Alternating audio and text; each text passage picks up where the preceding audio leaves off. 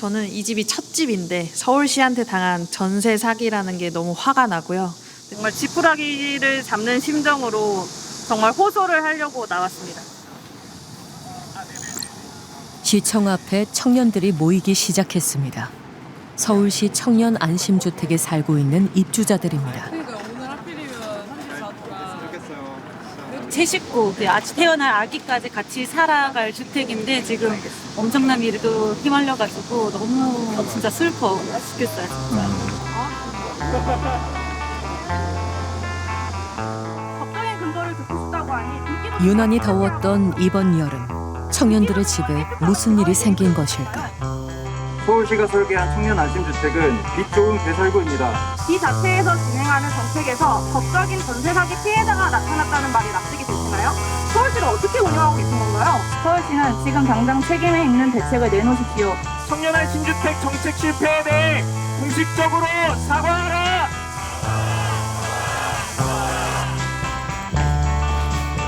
오늘도 청년들은 집을 구하고 있습니다.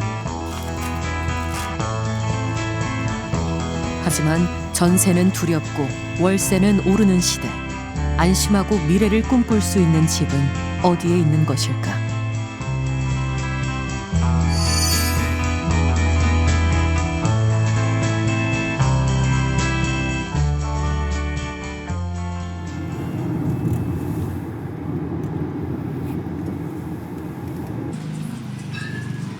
송파구 번화가 한복판. 가까이에 전철역이 2개 있는 이른바 더블 역세권의 잠실 청년 안심주택이 있습니다. 2023년 입주를 시작한 총 217세대 규모의 청년주택입니다. 안녕하세요. 한 입주자를 만났습니다. 99년생, 26세 취업준비생. 여기 바로 앞에 잠실 세내역 있고 15분 정도만 걸어가면 종합운동장. 번화가다 보니까 밤늦게 다녀도 약간 좀 무섭지도 않아서 좋다고 생각을 했었죠. 서울에서의 첫 집. 중학교 교사가 꾸민 그는 임용고시를 준비하기 위해 상경했습니다. 청년 안심주택을 8군데나 지원했다고 합니다. 와 진짜 대박이다 했죠. 왜냐면 월세도 적고 뭐 집도 좋고 그나마 부모님 돈을 좀 적게 드리고 그나마 서울에 올라갈 수 있겠구나. 부모님 도움과 대출로 마련한 보증금 1억 8,600만 원에 월세는 8만 원. 좋은 입지와 저렴한 월세, 무엇보다 서울시 사업이라 안심할 수 있었다고 합니다. 하지만 올해 초 날벼락이 떨어졌습니다.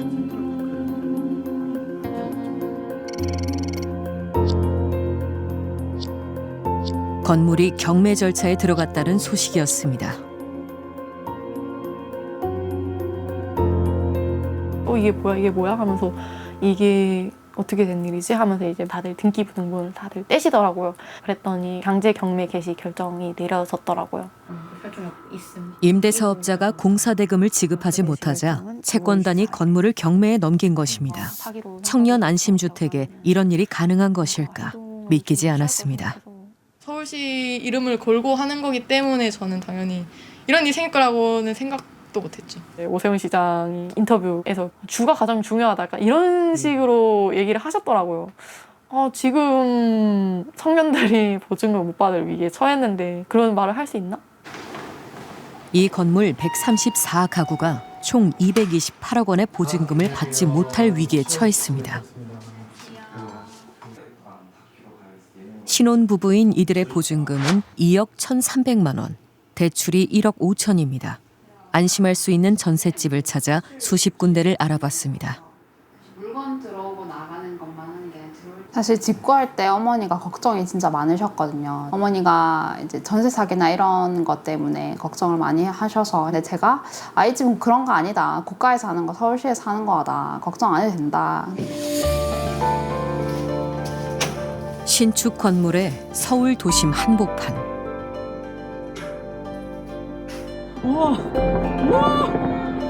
99대 1의 경쟁률을 뚫었을 때는 로또에 당첨된 것 같았다고 합니다.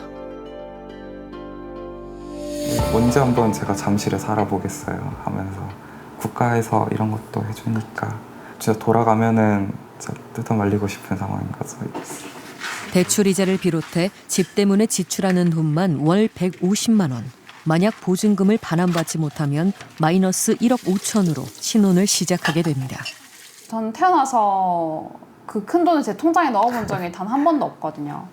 근데 그거를 이제 날리게 되면 저희는 뭐 행복한 신혼은커녕 빚 갚는 데만 어덕여야 되고, 그래서 이 집에는 아기는 못 갖겠다. 사실 갓난아기 정도는 여기서 키울 수 있는 환경인데도 불구하고 이제 그 생활비나 경제적인 이유 때문에 발목 잡히게 된 거기는 하죠.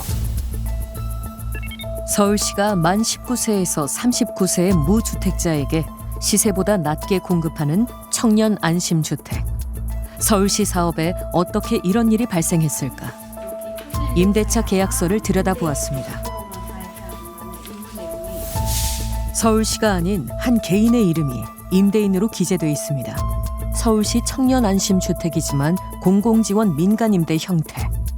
청약을 신청할 때는 그냥 서울시에서 하는 주택인 것만 알았고, 계약서 쓸 때 그 임대인이 한 명으로 적혀 있는 걸 보고 사실 그때 정확하게 알고 찾아보기는 했었어요. 서울시에서 하는 거니까 보증금을 뗄 일은 전혀 없다고 생각했어요.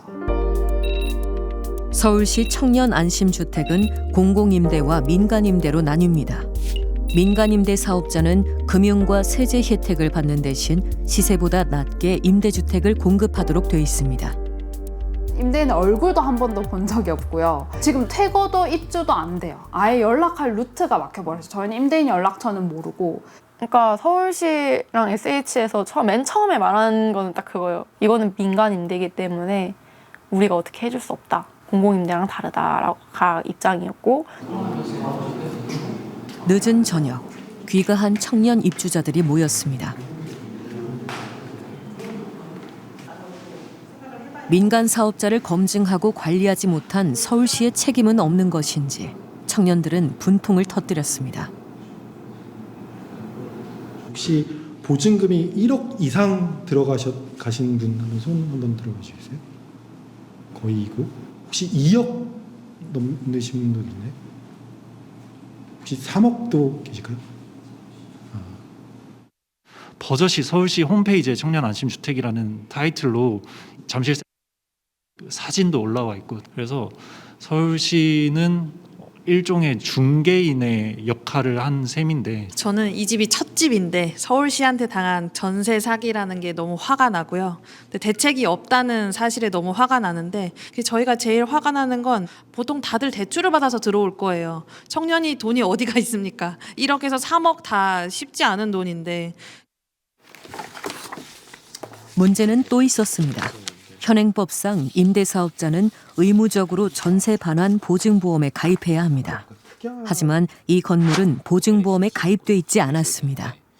이게 계약성상으로 다르다 보니까. 계약서를 보면 명백히 보증보험 가입으로 표시돼 있습니다. 아, 보증보험이 가입되었구나라고 알고 있었는데 막상 입주해 보니까 보증보험이 가입되어 있지 않은 상태였고, 확인을 했는데 심사가 거절이 됐다고 얘기가 나와서 알고 보니까 그 임대인이 약간 채무가 있어서 탈락을 했다라고 들으니까 이게 이제는 불안한 거예요, 이제. 근데 맨 처음에 제가 심지어 입주 직전에 근저당권이 설정된 집도 있었습니다. 전형적인 전세 사기 수법과 다르지 않습니다. 하나, 둘, 셋, 넷. 근저당은 한두 개가 아니었습니다. 하고 맨 마지막에 17 있음. 등기부. 계약서에는 입주 후에 근저당이 설정될 거라고 명기돼 있습니다. 계약 당시에는 그거를 모르셨어요? 네네, 당연히 몰랐죠. 입주하기 이틀 전에 근저당이 갑자기 잡힐 줄은 상상도 못했죠. 이게 상상도 못했고, 이때는 잔금을 치르지도 않았거든요. 계약금만 걸어놓은 상태고, 그래서 입주를 안 했는데 이제 소유권을 이전을 하셔서 제 앞에 근저당이 잡혀버린 거죠. 임대인은 대체 어떤 사람일까? 관리사무소에 문의해 보았습니다. 여기 그 경매에 넘어갔다고 해가지고 저희 사무실 잘 몰라요. 아, 여기 관리사무소 아니에요? 임대는 임대사업소주가 직접 하시기 때문에 네. 네, 제 전용만. 그런데 인근 공인중개사무소에서 임대인을 안다는 사람을 만났습니다. 안녕하세요. 좀 여쭤보려고 하는데 혹시 아시는 분이세요? 잘 알죠. 내가 집을 사준 사람이라니까. 이 사람이 67평이거든, 대지가. 원래 그분은 뭐 하시는 제일 분이세요? 높아요. 미국 가서 사업을 해 돈을 벌었어요. 그래가지고 37억인가 샀어요. 30년 넘었다. 오래전 매입한 부동산에 청년 안심주택을 건축했다는 임대인. 계약서에 기재된 주소지로 찾아가 보았습니다.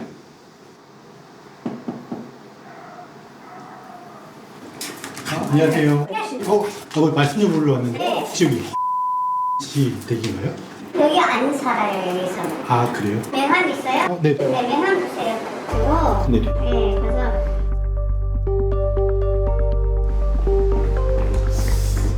그래서 그냥 메이비 씨가 해주신다고.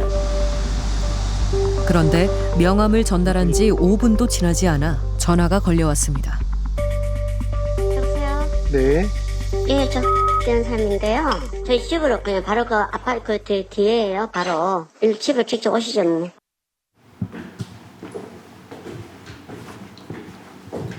인근 빌라에서 임대인을 만났습니다.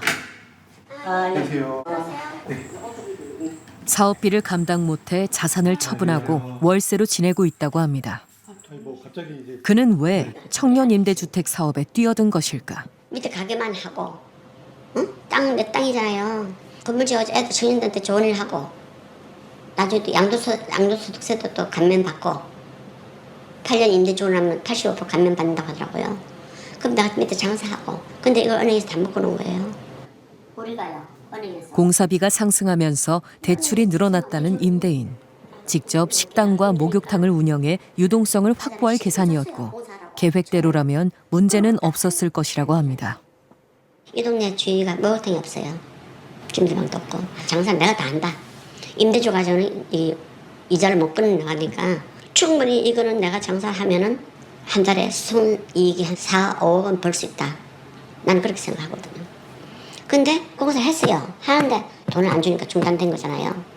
그러면 2년 동안에 지금 내가 장사를 했으면 지금 이 손발을 다 먹고 놓고 돈 이자를 갚으라면 이자를 어떻게 갚겠어요? 올릴 수 있는 데잖아 말이에요. 공공성이 담보돼야 할 청년 임대주택 사업에 그는 적합한 사업자였을까? 임대인은 자신도 억울하다는 입장입니다. 그 청년들한테는 또 어떤 감정이세요? 글쎄 본의 아니게 지금 뭐 애들이 뭐 이렇게 걱정을 하고 이렇게 한다니까 뭐 미안하다고 해야 되나? 좀 사실은 제가 돈을 가지고 어떻게 했으면 모르겠지만 그게 아니잖아요. 나도 피해자인데. 건축 자체는 제대로 이루어졌을까? 지금 워낙 많은 분들 보증금을 못 받을 위기에 처한 청년들은 하자 때문에 또 근심하고 있습니다. 서울시가 안 할 때. 이건 뭐예요? 이거는 그 에이스 센터에서 뭐 여기가 너무 습해가지고 뭐가 없나? 관리사무소에서 붙여놓고 간 종이를 떼어내자 구멍이 뻥 뚫린 벽이 드러납니다. 이 밑에는 뭐 또 구멍이 뚫려 있어요. 오른쪽에. 잠깐만. 아, 여기도 뚫려 있네. 여기저기 내장재가 뜯어진 채 노출돼 있습니다. 이쪽에도 습기와 누수에 이거 취약한 건물. 이거 구석구석 곰팡이가 퍼지고 있습니다.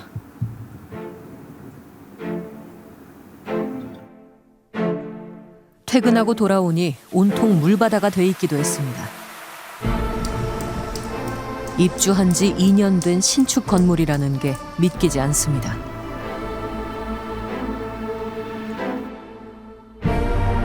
미래를 준비할 주거가 절실한 사회 초년생. 그들은 서울시 청년 안심주택이라는 이름을 믿고 계약을 했습니다. 서울시에 따르면 지금까지 공급된 청년 안심주택은 73곳, 2만 3천여 가구에 이릅니다. 그중 또 한 곳, 동작구에 위치한 청년 안심주택. 이곳 입주자들도 얼마 전 청천벽력 같은 사실을 알게 되었습니다. 보증보험 가입이 계속 미뤄지는 게 이상해서 등기부를 떼보니 가압류가 걸려 있었습니다. 21층까지 있고 가압류 걸린 거는 현재까지는 7층까지요. 현재까지 35가구, 피해는 늘어나고 있습니다. 임대인에게 채무 문제가 있다고 합니다. 서울시는 왜 이처럼 재정이 불안정한 임대사업자를 선정하고 관리도 하지 않은 것일까? 청년들의 성토가 쏟아졌습니다. 서울시가 전세 사기 브로커 같아요. 만약에 이게 서울시에서 하는 청년 안심주택이라는 이름이 안 들어갔으면 1억 2천을 대출받아서 이렇게 근저당에 있는 건물에 들어올 생각을 아예 안 했을 것 같거든요. 저희 부부 같은 경우에는 이제 사실 최근에 이제 임신 준비를 계속 하고 있다가 시도하고 있다가 이제 그것도 중단했어요. 사실 이게 너무 상황이 불안해지니까. 그래서 이제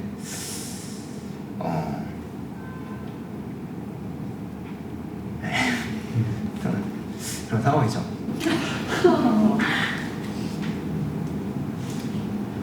제가 저는 전세 사기 당했었거든요. 서울 생활이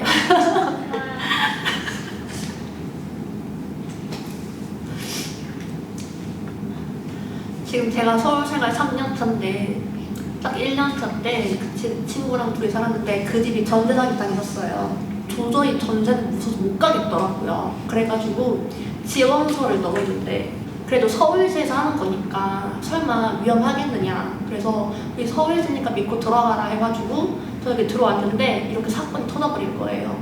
근데 저는 이게 언니거든요. 제 친언니. 저희가 그때 대출 받을 수 있는 거 무이자 다 받고 이제 딱 그때 마지막으로 남은 금액이 500만 원이었어요. 근데 동생도 그렇고 저도 그렇고 부모님도 현금 유동 가능한 500만 원이 없어서 저희 엄마가 금반지 팔아가지고 500만 원 마련해 주셨거든요. 그래서 저희는 부모님한테 절대 이거를 말할 수가 없는 거예요.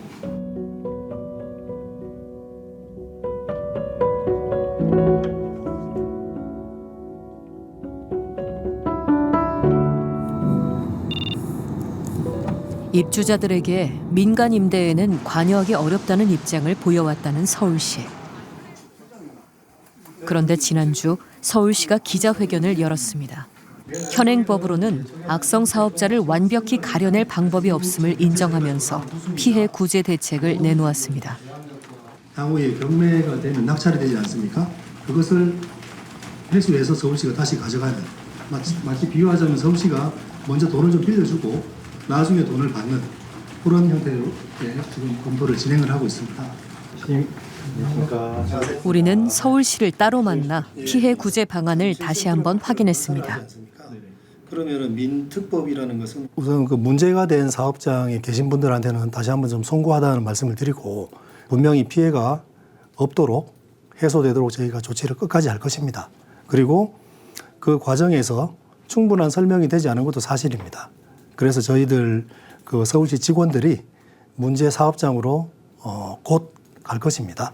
가서 충분한 설명을 해드리고 그 처해 있는 상황에 따른 그 처방, 해법을 말씀드리고 소통해 나갈 계획으로 있습니다. 지난주 서울시가 피해 구제 대책을 내놓았습니다. 선순위 임차인의 경우 서울시의 가용재원을 활용해 보증금을 우선 지급한다. 후순위 임차인은 국토부의 전세 사기 피해자 인정을 받을 수 있도록 돕는다. 하지만 실제로 보증금을 돌려받을 수 있을지 청년 입주자들은 여전히 불안해하고 있습니다. 공적 기금을 투입하는 게 적합한가에 대해서도 논란이 있습니다. 금융과 세제 혜택을 받아 사업을 해놓고 결국 보증금 미반환 위기를 초래한 민간임대 사업자. 그들에게 공적 기금이 쓰이는 것 아니냐는 것입니다. 서울시가 청년 안심주택 입주자들을 안심시킬 수 있을지 아직 더 지켜봐야 할 것 같습니다. 떨어지고 또 떨어져도 될 때까지 신청한다는 청년 안심주택. 이번에 문제가 생긴 잠실 청년 안심주택의 경쟁률은 평균 99.1대 1이었습니다. 어떤 청년 안심주택의 경쟁률은 2000대 1을 넘기도 했습니다. 청년들이 이처럼 절실한 이유에는 전세 사기에 대한 공포가 있습니다. 최근 세상의 관심에서 멀어진 듯한 전세 사기는 이제 사라진 것일까요? 서울 밖으로 나가보았습니다.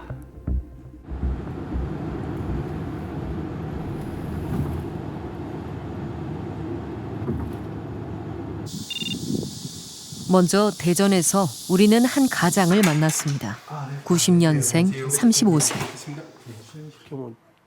그는 지난해 전세 사기를 당했습니다. 보증금 1억. 대학 때부터 일해서 마련한 돈이었습니다. 그쪽 부동산 중개인 쪽에서 저 때문에 뭐 준공이 승인이 안 난다 이런 식으로 말씀을 막 연락을 오셔가지고 잠깐 전유를 뺐다 넣어라 하셨는데 그날 그 다음날 사이에 근전화기 들어왔죠. 그럼 무슨 일로 밀려버린 거죠. 보증금을 돌려받지 못했지만 그 집에서 이사를 나왔습니다. 사정이 있었습니다. 그 집에 있으면서 저희가 이제 힘들게 첫째 얘기를 가졌고 유산을 하고 두 번째 저희 지금 얘기 가졌는데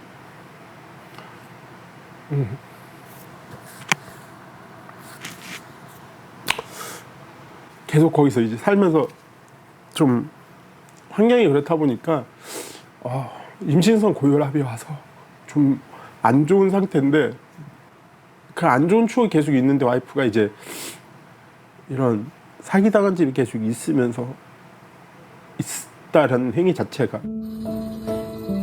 제가 기분 좋아? 엄마 아빠 와서 기분 좋아요. 태어나자마자 아팠던 아기. 아내의 스트레스가 심해서 그랬나 싶어 더 미안했다고 합니다. 결국 양가 부모님의 도움을 받아 이사를 나왔습니다. 임대인을 상대로 민형사 소송도 진행하고 있습니다. 변호비가 어마어마하게 듭니다. 1억을 받기 위해서 5천 정도를 쓰는 행위가 되더라고요. 그렇다면 이거 물 빠진 돈에 물 붓고 계속 그냥 하는 건데 이게 저는 답이 없다. 와이프한테 너무 고마운 게 반사까지 저기 조금이라도 벌겠다고 미싱을 배워서 물건 만들어서 팔고 미안하죠. 저 때문에 다 이렇게 돼서 대화 재채인 것 같고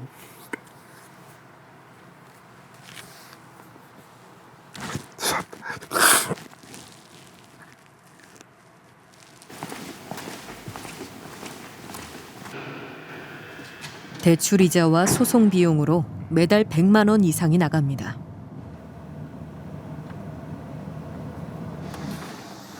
의료기기 관리 회사에 다니는 그는 요즘 출장 업무를 자처하고 있습니다. 하루에 뭐 2만 원 정도? 그 급수지에 다른데 그 평균 한 2만 원 정도? 그래도 뭐 한 열흘 갔다 오면은 뭐 이것저것 해서 뭐 한 2, 30 정도 남으니까 와이프나 뭐 애기 거 뭐 하나 더 빼줄 수 있지 않나?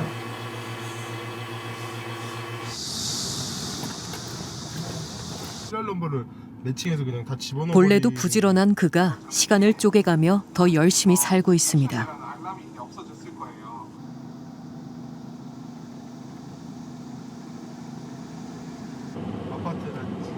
고통스럽지만 전세 사기를 당한 집에도 종종 들릅니다. 현남 씨에게는 신혼집이었던 곳. 다른 피해자들은 여전히 이 다가구 주택에 살고 있습니다. 이 산을 갈 수도 없어요. 왜냐면 돈이 여기 다 묶여있는 어떻게 살다. 은행 빚도 있고 젊은 나이 열심히 다 모아서 전세금 얻어서 이쪽 온 거잖아요. 다 말린 거예요. 제 입장에서 돈 못 돌려받은 진짜 다 말린 거예요. 임대인은 자신은 명의를 빌려줬을 뿐 실소유주는 따로 있다고 했습니다. 전세를 나가야 되니 환급해 주십시오라고 했을 때 집주인분이 나는 몰라요. 오빠가 관리해요. 난 몰라요. 하고 집주인분이 연락이 안 되고 이들은 가족 명의로 다가구 주택 여러 채를 매입 임대했습니다. 그중 50여 가구가 약 75억 원을 돌려받지 못한 것으로 추정됩니다. 계약서상 임대인을 찾아가 보았습니다. 멀지 않은 곳에서 편의점을 운영하고 있었습니다. 말씀드린 목표인데요. 혹시 송씨예요? 아니요. 방송국에서 나왔는데 주택 관련 문제가 있다고 해서 저희한테 제보가 들어와가지고 거기 임대인으로 송님께서 아니에요. 근데 거기 건물 1층에도 송님이라고 써져 있거든요. 네네. 네, 보증금 맞아요. 거기 보증금 이제 반환. 저 아는 보증금. 네? 아니 그 여쭤보려고요. 네? 아니 거기 그 입주민들이 아니요, 됐어요. 그만하세요. 가세요. 아니 그 청년들이 땀 묻은 돈인데 도의적 책임은 안 느끼세요? 네. 아 그거 하나만 물어볼게요. 나가주세요. 답변 안 해요. 나가세요.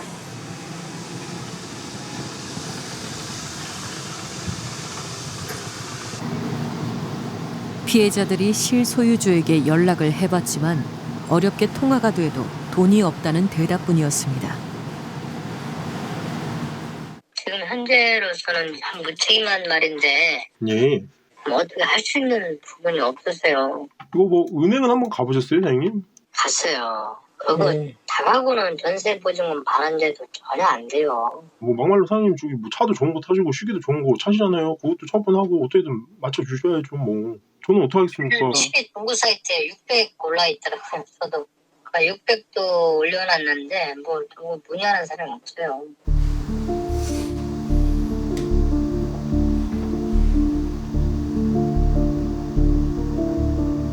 돌아간다면 절대 그냥 돈 모으는 거 포기하고 그냥 월세 살 것 같아요. 이렇게 고통스럽게 돈을 날릴 것 같으면 내가 쓰고 말지란 마인드로 그냥 할 것 같아요.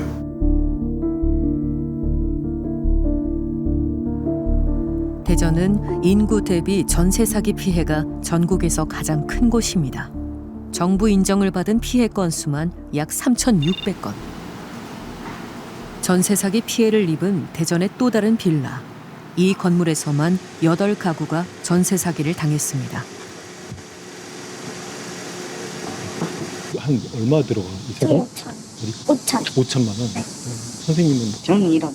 1억. 여기 그러면 다 계신 분들하고는 좀 소통을 하세요? 네, 다 하는데 거의 많이 나갔어요. 아 지금 비어 있는 집. 가정 없는 집만 남아 있어요. 2022년 말에 입주한 신축 빌라. 2023년 말 전세 사기임을 알게 되었습니다. 이후로 건물은 전혀 관리되지 않은 채 방치된 상태입니다. 떠나지 못한 입주자들은 위험과 고통 속에서 지내고 있습니다. 저희가 한겨울에 누수가 심해서 이 계단이 전부 다 얼음이었어요.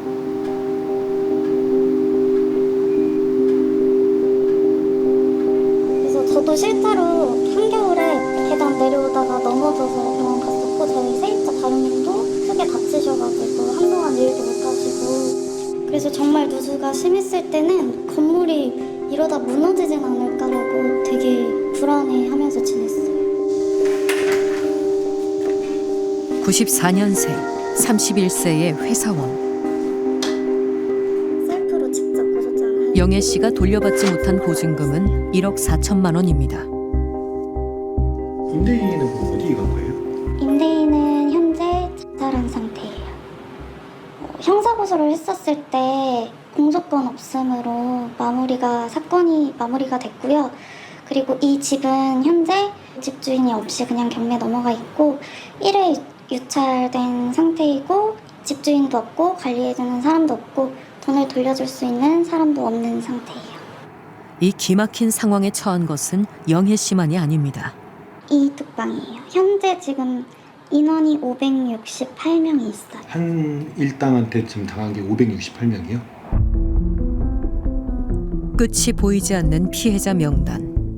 이 일당에게 전세 사기를 당한 피해자는 약 1,500가구. 피해 금액은 2천억에 달합니다. 대전에서 가장 유명하고 가장 많은 건물을 소유했던 대전판 빌라왕이라고 생각하시면 될 것 같아요.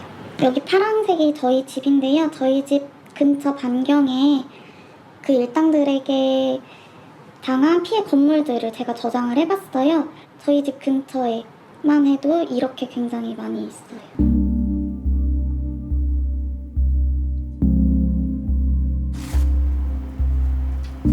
그는 국토부로부터 전세 사기 피해자로 인정을 받았습니다. 하지만 사라진 보증금은 여전히 돌려받지 못했습니다. 한때 투잡에 아르바이트까지 하면서 대출금을 갚아 나가기도 했지만 내가 왜 이 돈을 갚아야 하나 자괴감이 들었다고 합니다. 물론 20년 동안 무이자로 상환할 수 있는 제도는 있어요. 그렇지만 제가 지금 나이에서 20년 동안 제가 쓰지도 않은, 만져보지도 않은 그 돈을 갚으면서 20년을 살아야 되는 거고요. 그것 때문에 사실 결혼이라든지 출산이라든지 이런 부분에 대해서 굉장히 많이 고민을 할 수밖에 없게 되더라고요.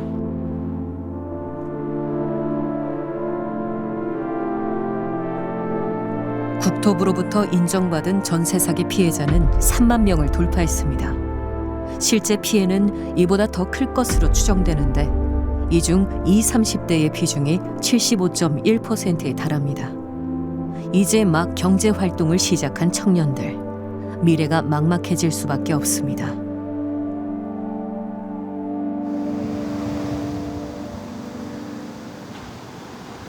전세 사기는 살아갈 의지를 꺾기도 합니다.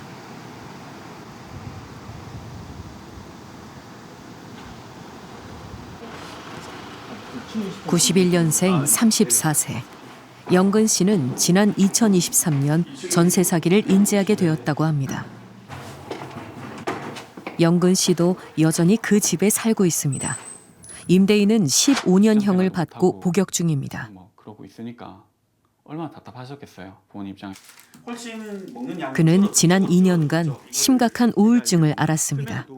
정상적인 생활을 할 수 없었고 직장도 그만두었습니다. 가슴이 두근두근거리고 막 손발에 땀이 나고 전세라는 단어, 뭐 사기라는 단어, 계약이라는 단어만 봐도 막 그런 증세가 나오는 거예요. 어느 한날은 너무 무서운 거예요. 네, 제가 정말 죽을 수도 있겠다라는 생각이 들어서 걸었는데 안 받으니까 또 걸고 받을 때까지 계속 통화하니까 이때는 받으시더라고요. 그래서 이때 아, 나 진짜 너무 무섭다. 내가 죽을 것만 같다. 왜 이러는지 모르겠다. 본래 활발한 성격이었습니다. 해외를 오가며 신나게 일했다고 합니다.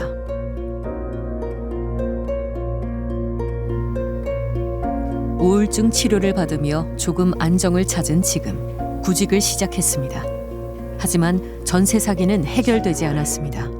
경매가 된다 해도 돈을 돌려받을 가능성은 낮다고 합니다. 나이가 90년대 초반생, 이미 결혼을 해도 했을 나이인데 결혼은커녕 그 현실이 너무 부끄럽고 원망스럽고 이 세상이 원망스럽고 그런 부분이 저를 더 작게 만들더라고요. 끝나지 않은 전세 사기. 한편에서는 피해자들의 눈물이 계속되고 있고 다른 한편에서는 새로운 피해자들이 계속 생겨나고 있습니다. 22년 하반기 때 금리가 상승하면서 전세가는 모조리 하락을 했습니다. 서울이든 수도권이든 지방이든 모조리 하락을 했는데요. 23년 13 대책이나 22년 8월에 냈었던 여러 가지 부양 정책으로 인해서 전세 가격이 회복을 한 지역이 있고 회복 못한 지역이 있습니다. 수도권의 임차료는 일부 회복을 했지만 비수도권은 회복하지 못한 상태에서 계속 이어지고 있기 때문에 지방은 지금 3년 내내 임차료가 상승하지 못하고 임차료가 계속해서 마이너스로 가고 있는 구간이다 보니까 이 시장에서는 전세 사기 사건이 앞으로 굉장히 많이 벌어질 것 같습니다. 지방에서는요. 우리 사회에서 전세는 서민과 청년을 위한 제도로 인식되어 왔습니다. 월세, 전세, 매매라는 공식에서 중요한 역할을 했던 전세.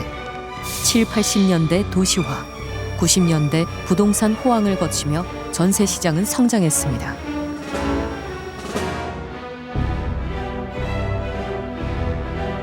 집을 사는 것보다는 전세로 얻어가지고 전세를 가다 보니까 이제 월세가 안 나가니까 돈이 조금 모아지더라고요. 그래서 뭐 조금 늘려갔죠. 내 집 마련으로 가는 필수 단계. 전세는 어느새 1,000조 원이 넘는 거대한 시장이 되었습니다. 하지만 전세가 갭투기의 방편이 되면서 비극이 가시화되었습니다. 전세 보증금을 등치는 사기 사건이 갭 투기로 인해 깡통 전세 피해가 늘고 있습니다. 아파트 5동이 통째로 전세 보증금만 300억 원인 400억 원이 넘는 것으로 20, 30대의 피해가 2030 세대의 피해가 집중됐습니다. 전세 보증금 사고액은 매년 증가해 2년 연속 4조 원을 넘었습니다. 보증기관이 대신 변제한 보증금만 9조 7천억 원에 이릅니다. 시스템 어딘가에 고장이 난 것만은 분명해 보입니다. 빌라왕이라는 말이 등장한 지 4년. 철빈 씨는 가장 유명한 빌라왕 중 하나였던 김대성 사건의 피해자입니다. 생계획이 정말 예상치 못한 방향으로 틀어졌죠. 회사를 다니면서 좀 잘 살고 있었고 결혼이라든지 이런 것들도 이제 좀 계속 계획을 하고 있는 상황이었고 전세 사기 해결이 인생의 가장 큰 과제가 되었습니다. 그는 직장을 그만두고 활동가가 되었습니다. 또 다른 유명 빌라왕의 피해 지역, 인천 미추홀구 피해자들과도 자주 이야기를 나누는 철빈 씨. 그중에서도 청년들을 지원하는 일을 맡고 있습니다. 청년들이 사실 나와서 저희랑 이걸 서로 이루하면서 힘을 내고 본인의 잘못이 아니다라고 하는 것들을 해야 그래도 힘을 내고 이제 또 싸울 수도 있고. 그 무자본 갭투기는 정말 악한 마음이 있는 사람이 아니라 그냥 평범한 사람들이 하는 거예요. 근데 그거를 책임질 수 없는 선에서 투자를 하고 지르다 보니까 이제 돈을 못 돌려주는 상황들이 된 건데, 이런 것들이 모두 제가 봤을 때는 전세 사기예요. 왜냐하면 처음에 돈을 돌려줄 수 있는 경제적인 영향이 안 됐잖아요. 이런 측면에서 이 제도가 보완되고 고쳐지지 않는 이상은 얼마든지 계속 피해자가 나올 거다. 철빈 씨 역시 전세 사기를 당한 집에 아직 살고 있습니다. 전세 사기라는 사회적 재난을 겪은 이후 전세가 달라져야 한다는 생각이 들었다고 합니다. 전세를 유지하기 위해서 내놨던 정책들이 오히려 전세 가격을 뻥튀기 하고 세입자들을 굉장히 좀 공경으로 몰아넣었다. 저는 이렇게 생각을 해요. 전세 가격이 뛰어오르면 그만큼 매매 가격도 뛰어오르는 거고, 결과적으로는 나중에 이제 본인 집을 사고 싶은 사람에게도 이제 자기 내 집 마련의 그 꿈이 멀어지는 일이 될 수도 있는 거거든요. 그래서 이 월세, 전세, 매매로 이어지는 이 도식이 더 이상 유효하지 않다. 전세가 주거의 사다리가 아니라 주거 미끄럼틀이다. 주거 미끄럼틀, 영끌, 비투, 벼락거지에 이어 등장한 청년들의 부동산 신조어. 전세 사기를 계기로 전세는 착하고 월세는 나쁘다는 인식 자체도 변하고 있습니다. 특히 비아파트 전세를 기피하는 현상은 돌이킬 수 없는 지점을 넘어섰는데요. 서민과 청년을 위한 주거 공간이 되어온 빌라, 다세대, 오피스텔은 수도권에서 72.2%, 비수도권에서는 82.4%가 월세로 거래되고 있습니다. 과거 국토부 장관의 말처럼 전세는 역사적 사명을 다한 것일까요? 좋든 싫든 월세의 시대는 이미 열린 것일까요?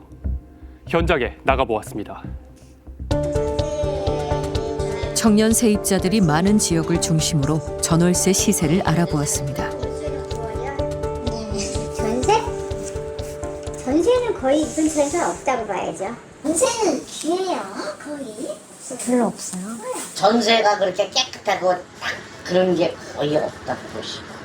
한 2, 30만 원에도 월세 낸다 생각하고 들어가시는 게 편해요. 원룸은 보통 한 1070 전후에 보통. 원룸도 이제는 70 이상은 줘야지 이제 60대 밑으로는 거의 안지야 못하고. 전세는 줄고 월세는 오르고 청년들은 어떻게 해야 할까?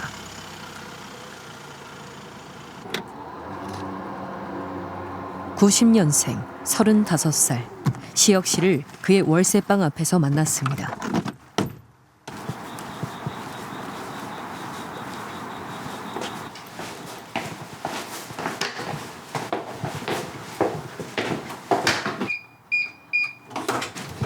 얼마 전 경북으로 직장을 옮긴 시혁 씨. 월세 45만 원에 지내던 반지하 방. 오늘은 짐을 정리하러 잠시 들렀습니다. 반지하죠.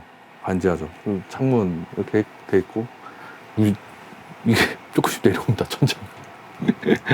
이게 계속 좀 내려가지고 하면 좀 올라가더라고요. 갖고 이렇게 이런 것도 좀 있고. 안정된 주거를 고민하다 연고도 없는 지역에 직장을 구했습니다. 새 직장에는 기숙사가 있다고 합니다. 한 번에 이삿짐 불러도 되는데 비용도 많이 들고, 그리고 제가 여기 그래도 한두 번 와서 짐을 뺄 수 있을 것 같아서 그냥 제가 옮기려고 생각하고 있습니다. 이사 비용에도 알뜰한 그가 월세로 살아온 것은 전세 사기에 대한 두려움 때문이었습니다. 서울 사는 동안 이사만 3번, 집은 늘 고민이었습니다. 청약 같은 경우도 넣을 때마다 다 떨어지고, 그리고 청년주택도 뭐 3번 넣어서 다 떨어지고, 다 힘들었던 것 같습니다. 그래서 양재동 고시원에 있다가 옥탑방 석촌 고분역 쪽에 있는 옥탑방으로 이사를 했었죠. 고시원 2번, 옥탑방 1번, 반지 1번. 흔히 말하는 지옥고를 모두 경험한 청년. 그는 서울을 떠나는 것을 선택했습니다. 사실은 뭐 여기서 계속 일을 할 수도 있는데 금액적인 부분에서도 거기서 버는 게 훨씬 더 제가 세이빙 할 수 있는 것도 훨씬 많고, 집세도 그렇고 한 달에 50만 원, 45만 원씩만 세이브 돼도 1년이면 그래도 제가 저축할 수 있는 금액이 벌써 뭐 500 정도 되는 거니까.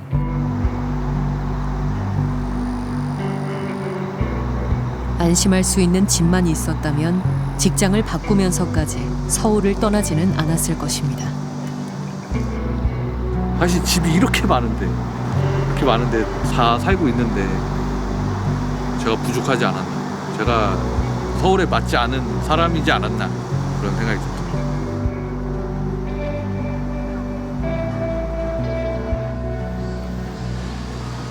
전문가들은 공공이 나서서 청년을 위한 임대 사업을 이끌어야 한다고 강조합니다.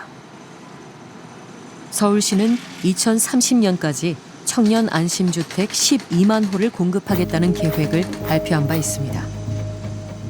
현재 공사 중인 청년 안심주택 사업장은 48단지.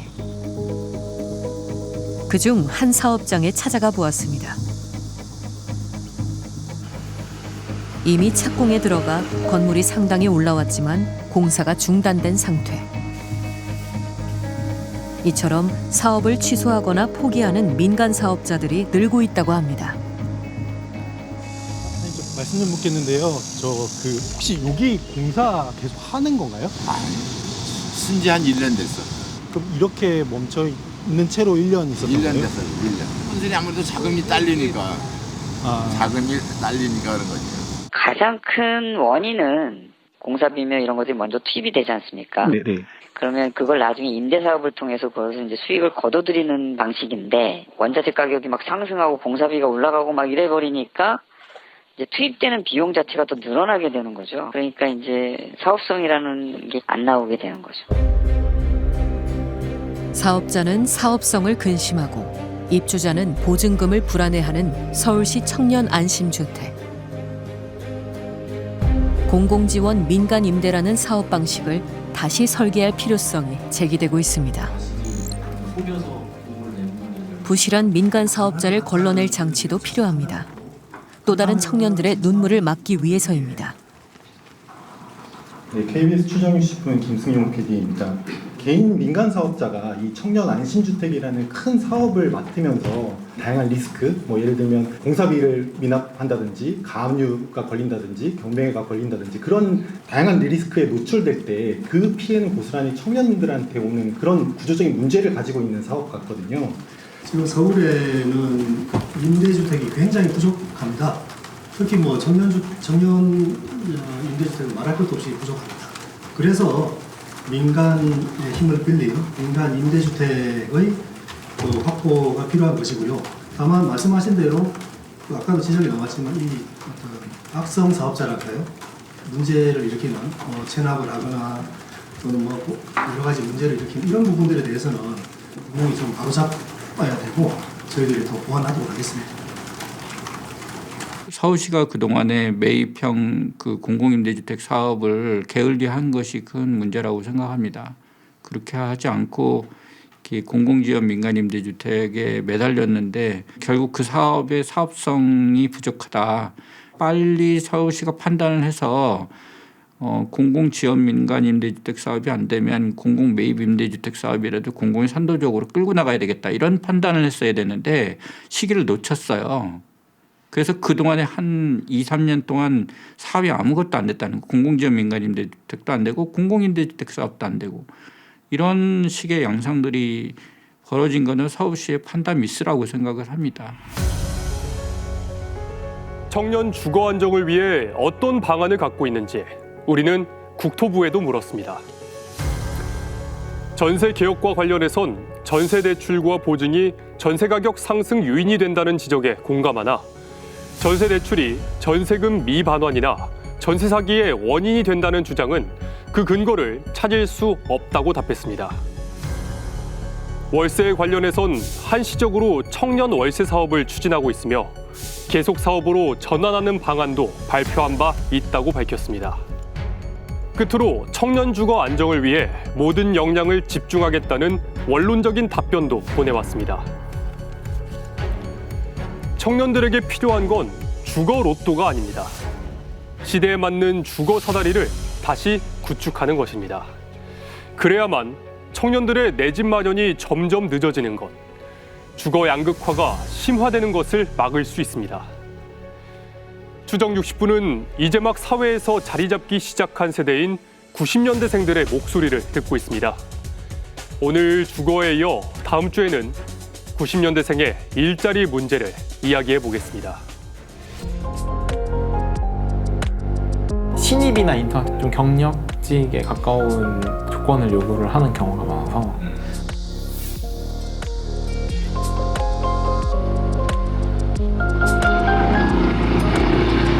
부모님 댁에 얹혀 사는 게 죄스럽죠. 죄송하고. 네.